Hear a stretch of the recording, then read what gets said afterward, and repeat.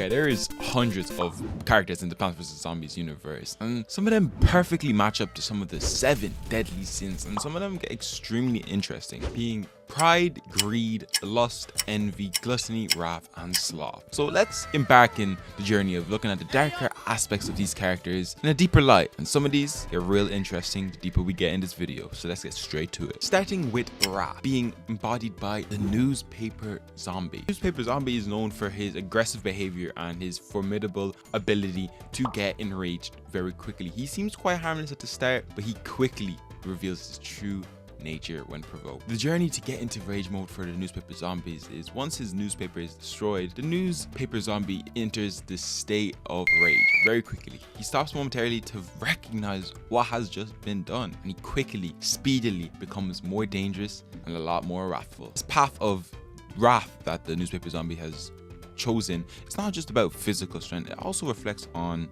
the narration that PopCap has made for this character. Being quick but very violent outbursts can happen, and symbolizes how unchecked anger can lead to destructive consequences that you're eventually gonna have to meet your match being a pea shooter. Next up, we have a character known for eating through everything in his path, and no, it is not what you think it is. The sin of gluttony is represented in the PvZ franchise with Chomper. Okay, I know what you mean. All zombies are representative of gluttony, they literally eat through anything, but let me explain. Chomper's design literally reflects the classic definition of gluttony. Big wide, big mouth, indulges in all food, drinks, whatever it needs. And its instant kill ability for zombies, being one chomp kill, eating a whole person in one, I think represents it more than the zombies. That is because zombies are just reanimated humans programmed to find brains. They don't know what they're doing, and they just want to eat and find a way to the brain. They're just not intelligent enough to figure this out. So the Chomper, being a lot more locked in to say they know what they're doing, trying to indulge in the delicacy that a zombie is, perfectly fits the depiction of gluttony rather than the zombie who just mindlessly eats his way towards his mission. That is why I've selected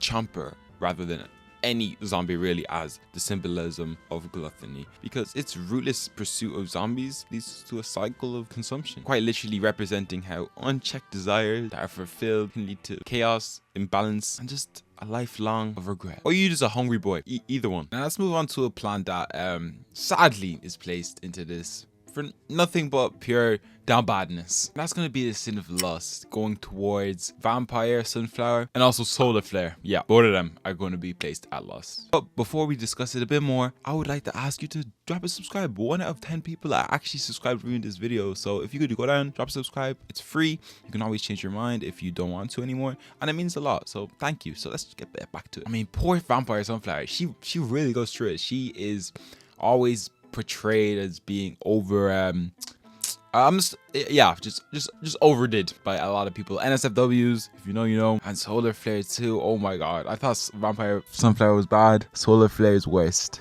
There's a lot of good fan work out there, but some of the work towards these ones go a bit too far for Plants vs Zombies.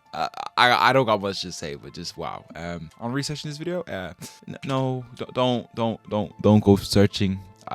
I regret searching. I mean, smash. I mean, what? Anyways, the next sin we have is actually the sin of Sloth, which is best represented by the king zombie in PvZ2. This zombie is characterized by its sluggish and relaxed demeanor, making all the other zombies do its work and kind of relying in the back row and just watching the other zombies do all the work while it sits down and just gets carried around. I mean, it's not the type of zombie you want to be leading the zombies in the dark ages, but does what it needs to do, and it shows the king zombie's traits: being lazy, its reliance on others, passive behavior, which are kind of authorizing, which is quite crazy that you'd put that guy in charge, and his slow movement, making him a perfect representation of the sin of sloth within the PvZ universe. The next deadly sin that we have up is the emotion of envy, which is actually best represented by none other than the mimic. This one can be quite self-explanatory. It literally copies other plants and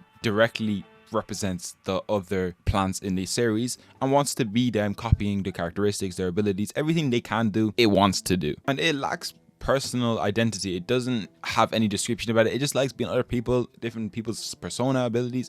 Everything it has perfectly symbolizes the emotion and the sin of envy, and it can lead to a loss of self. And in the Plants vs Zombies universe, having self-identity is the thing you're going to need, or else you're going to be just washed away in the wave of plants. I'm believing that it perfectly represents envy in the PvZ universe. We move on to a controversial sin, being the sin of pride. And in the Plants vs Zombies universe, there's not too much plants that give us, or zombies that give us, any glimpses of pride in what they do. But there's one that comes to mind. Pea Shooter perfectly represents this in a couple of aspects. It's the first plant that you unlock in every game.